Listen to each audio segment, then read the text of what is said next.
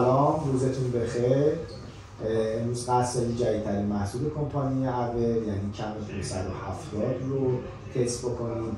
کم 570 جدیدترین محصول کمپانی اول که لنزش کیفیتش 4K هست، 12x زوم دیجیتال داره و 3x زوم اپتیکال، توتالش 36x هستش.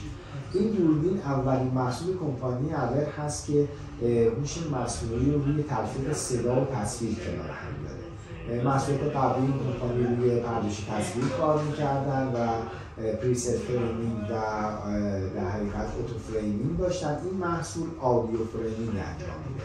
همونجوری که میگید من دارم صحبت میکنم، دوربین کادر من رو گرفته بدونه که نیاز باشه یه اپراتوری دوربین هدایت بکنه. به محضی که همکارم که تو کادر تصویر هستن صحبت بکنن، دوربین سویچ میکنه و تصاویر اونها رو میگیره. من میخوام که همکارم خودشون معرفی میکنم عملکرد دوربین رو ببینم. هدف از حضور ما توی جلسه اینه که با شروع سخنرانیمون سرعت چنج کردن فریم این دوربین رو شما ببینید و از طرفی هم اگر همکار من که روبروی بنده نشستن توی همین اتاق به محض اینکه شروع به صحبت بکنن این فریم تغییر میکنه و روی صورت ایشون فریم بندی میشه.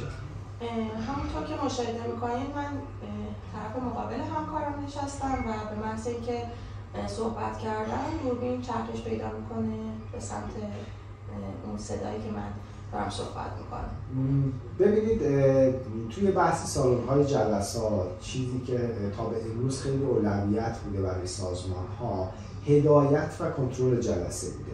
یعنی اینکه اون شخصی که مسئول این جلسات هست بتونه بهترین تصویربرداری، بهترین صدا برداری رو برای جلسات انجام بده و حضور این اپراتور برای یه سازمان میتونه هزینه زیادی داشته باشه. علاوه بر هزینه خب حالا دقت عمل کردن هستش. شما با این محصول دیگه میتونید به صورت مستقیم بدون نیاز به اینکه کسی دخیل باشه توی مدیریت جلسه فیلمبرداری رو با بهترین کیفیت و به صورت کاملا هوشمند انجام بدید. این محصول با توجه به اینکه از آخرین تکنولوژی‌های تصویربرداری و صدابرداری استفاده می‌کنه به شما این امکان رو میده که بتونید به بهترین شکل سالنتون رو تجهیز بکنید.